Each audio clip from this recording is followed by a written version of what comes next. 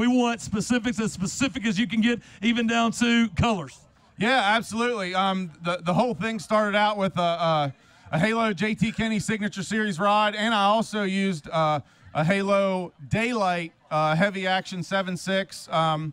Everything I threw this week, line-wise, was Berkeley 100% fluorocarbon. The Trilene 100% fluorocarbon, 17-pound, not a leader or anything, running the whole thing fluorocarbon.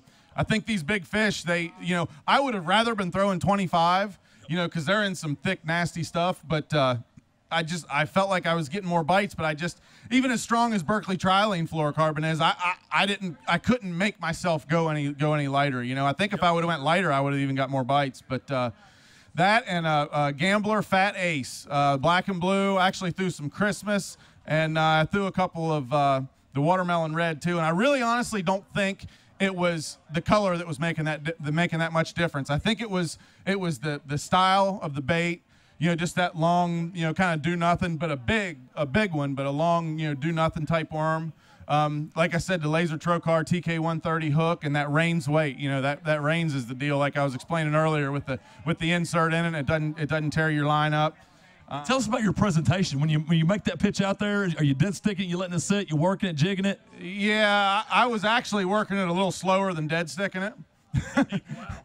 I mean, I was working it really slow, but in very specific areas. And when I say very specific areas, I'm talking about like the size of a 5-gallon bucket.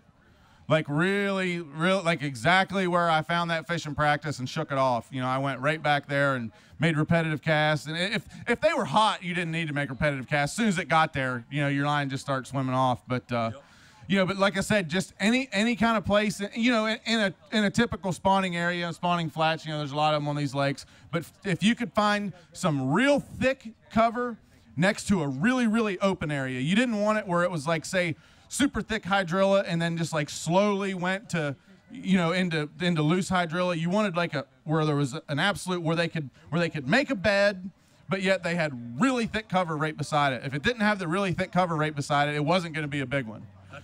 So wow, that's good information. Yeah, I really got dialed in on that, and and I had some backup fish that I went to up here in Kissimmee. I caught them on that at Nichols Pulsator spinnerbait. That's one of my very favorite spinnerbaits. That thing's just a bad dude. You can get a hold of Nichols, and they can even custom make spinnerbaits for you. But they have a lot of new ones, and actually there's going to be a couple of JT Kenney Signature Series skirts coming out for those.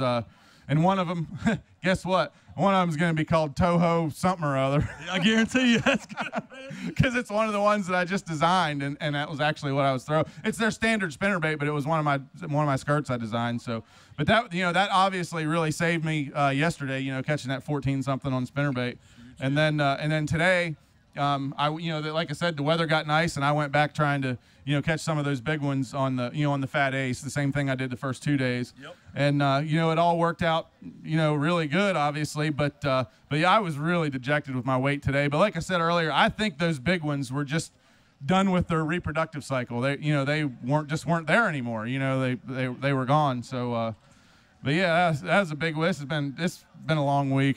Gotcha. It has been a long week, man. It's been a productive week for you. You're going to take 200 points and the AOY leader. You're the Angler of the Year leader, man, going into our next stop in just a couple weeks, Jasper, Alabama, Smith Lake.